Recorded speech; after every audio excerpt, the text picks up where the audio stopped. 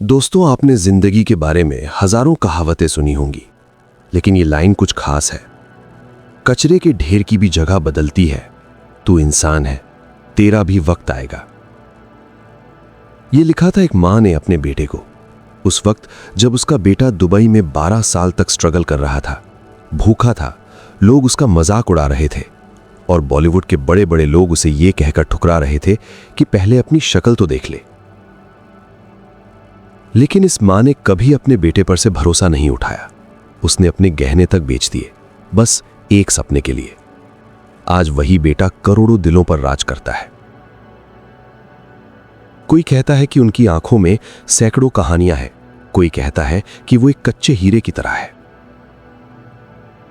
लेकिन इस हीरे को तराशने में लगे 12 साल और उससे भी ज्यादा साल एक ऐसे जुनून के जहां रात और दिन का फर्क मिट गया था। दोस्तों, मैं बात कर रहा हूं नवाजुद्दीन सिद्दीकी की। लेकिन यह सिर्फ एक स्टार की कहानी नहीं है, यह हर उस इंसान की कहानी है जिसके पास दुनिया से लड़ने के लिए सिर्फ एक ही हथियार है, उसका सपना। अगर आपने कभी हार मानी है या लगता है कि आपकी जिंदगी आपको बहुत ज्यादा थप्पड़ मार रही है, तो यह स्टोरी आपको वो जहर देगी जो आपको बॉस बना देगा। तो बने रहिए, क्योंकि ये कहानी है किसान के बेटे की, जिसने सिर्फ अपने दम पर बॉलीवुड का सबसे डरावना और सम्मानित चेहरा बनने तक का सफर तय किया। पहला अध्याय, गांव की मिट्टी से एनएसडी तक। 1974, उत्तर प्रदेश के मुजफ्फरनगर जिले का एक छोटा सा गांव बुढ़ाना। एक किसान परिवार में 9 बच्चों में सबसे बड़े के रूप में नवाजुद्दीन का जन्म हुआ। जमींदार परिवार का मतलब सिर्फ जमीन की फसलें और मेहनत थी। गेहूं, चना, धान, उनके गांव में मनोरंजन के साधन कुछ खास नहीं थे, लेकिन स्थानीय रामलीला में किरदार निभाना नवाज को बेहद पसंद था। वहीं से उनके अंदर कला की पहली कोंपल फूटी। शिक्षा की बात करें तो गांव में कॉलेज नहीं था, आगे पढ़ना था तो घर से बाहर जाना ही था। नवाज ने हरिद्वार के गुरुकुल कांगड़ी विश्वविद्यालय से साइंस में ग्रेजुएशन की। पढ़ाई खत्म करने के बाद परिवार का खर्चा चलाने के लिए वे गुजरात के वडोदरा चले गए और एक पेट्रोकेमिकल कंपनी में केमिस्ट की नौकरी करने लगे। पैसे तो अच्छे थे, लेकिन नवाज का मन वहां नहीं लग रहा था। एक दिन उन्होंने एक नाटक देखा और मानो उनकी रूह जाग उठी। उन्होंने सोचा, अगर मरना ही है तो मरने से पहले वो करूं जो मुझसे प्यार करता हूं। नौकरी छोड़ी और दिल्ली की ओर रुख किया। लेकिन जब वो दिल्ली पहुंचे तो उन्हें ना तो कोई रास्ता पता था, ना कोई पहचान। थिएटर ग्रुप्स में भटकते भटकते आखिरकार उन्हें काम मिला, लेकिन उसके बदले पैसे नाम मात्र के मिलते थे। कई बार तो उन्हें थिएटर की स्टेज की सफाई करनी, लोगों को चाय परोसनी पड़ती, बस एक मौके के लिए।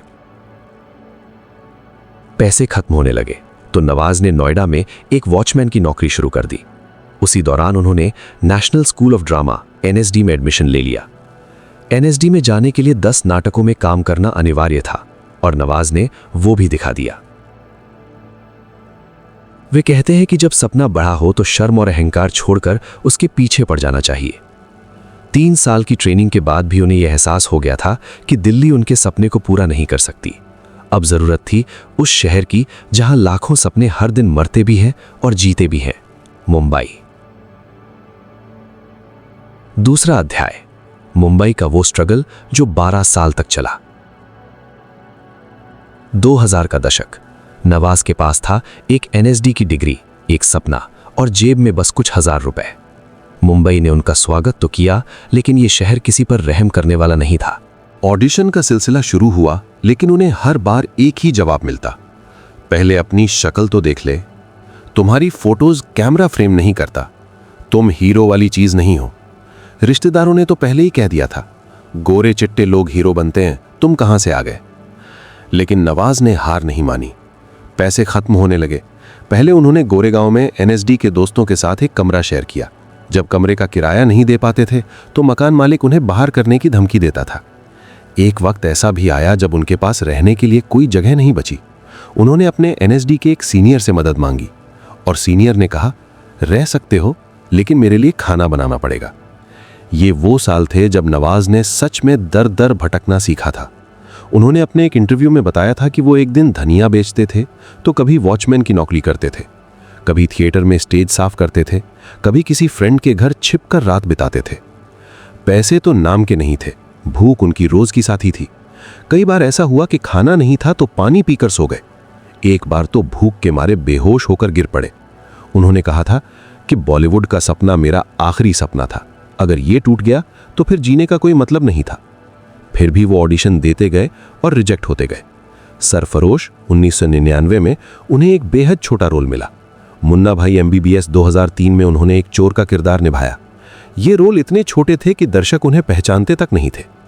उनकी पहली फिल्म बिंदिया मांगे बंदूक तो कभी रिलीज ही नहीं हो पाई। फिर आया 2004 का साल। अनुराग कश्यप की फिल्म ब्लैक फ्राइडे में उन्होंने टाइगर मेमन के साथी का किरदार निभाया।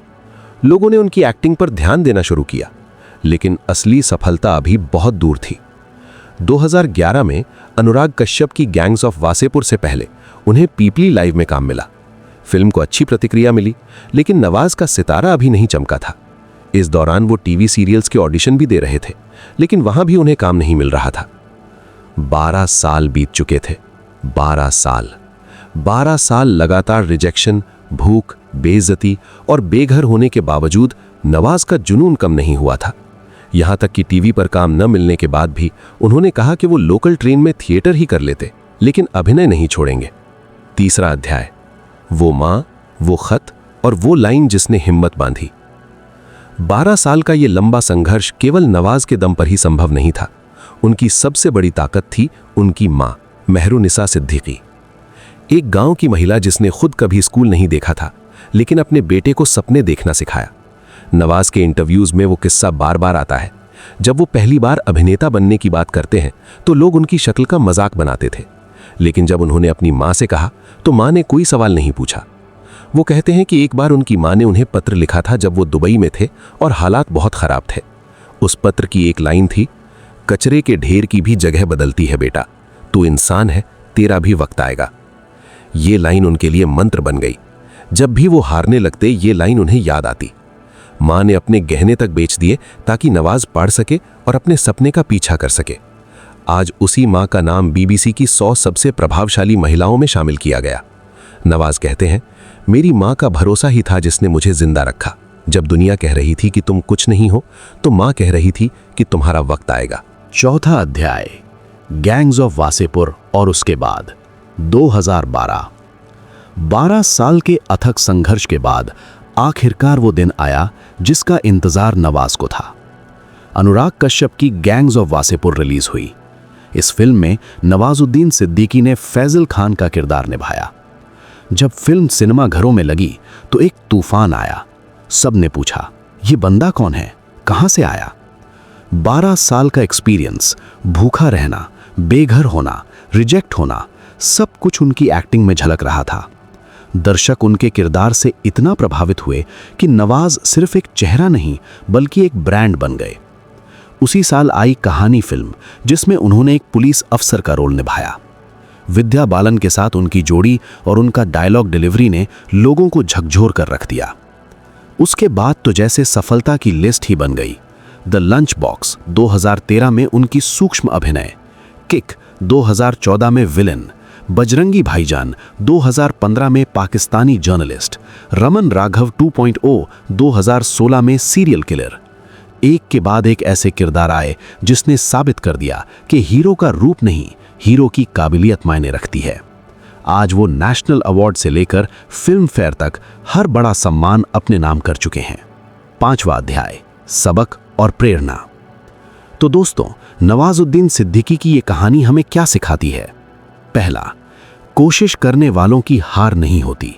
नवाज को 12 साल लग गए, लेकिन उन्होंने हार नहीं मानी। उन्होंने लगातार ऑडिशन दिया, रिजेक्ट होते रहे, लेकिन उनका विश्वास कभी डगमगाया नहीं।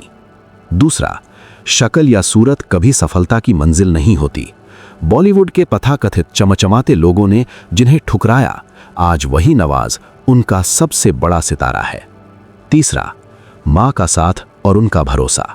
जब पूरी दुनिया तोहमत लगाती है तो मां वो दिया होती है जो अंधेरे में रास्ता दिखाती है। नवाज ने खुद कहा है, मेरी मां का एक वाक्य मेरे लिए पूरी दुनिया से बड़ा था। चौथा और सबसे अहम, सफलता के पीछे मत भागो, इतनी काबिलियत हासिल करो कि सफलता खुद तुम्हारे पीछे भागे। नवाज ने सिर्फ एक्टिंग पर फोकस किया, स्टार बनने के चक्कर में नहीं पड़े, और आज वही एक्टिंग उन्हें स्टार बना चुकी है। समापन। दोस्तों, नवाजुद्दीन सिद्दीकी की जिंदगी हर उस इंसान के लिए एक प्रेरणा है जो सोचता है कि उसका वक्त नहीं आया, उसकी तरक्की नहीं हो रही, लोग उसे कम आंकते हैं। 12 साल की भूख, 12 साल की बदनामी, 12 साल का संघर्ष, लेकिन आज वो जिंदगी के उस मुकाम पर हैं जहां पहुंचने के लिए लाखों लोग तरस जाते हैं। तो अगर आप भी किसी मुश्किल दौर से गुजर रहे हैं, अगर लोग आपका मजाक उड़ा रहे हैं, अगर लगता है कि अब हार मान लेनी चाहिए, तो एक बार नवाजुद्दीन सिद्दीकी के चेहरे को देखिए। वो आपको बताएगा, कचरे के ढेर की भी जगह बदलती है, तू इंसान है, तेरा भी वक्त आएगा। तो देर मत कीजिए, अभी उठिए और अपने सपने को पूरा करने की जिद कर लीजिए। धन्यवाद।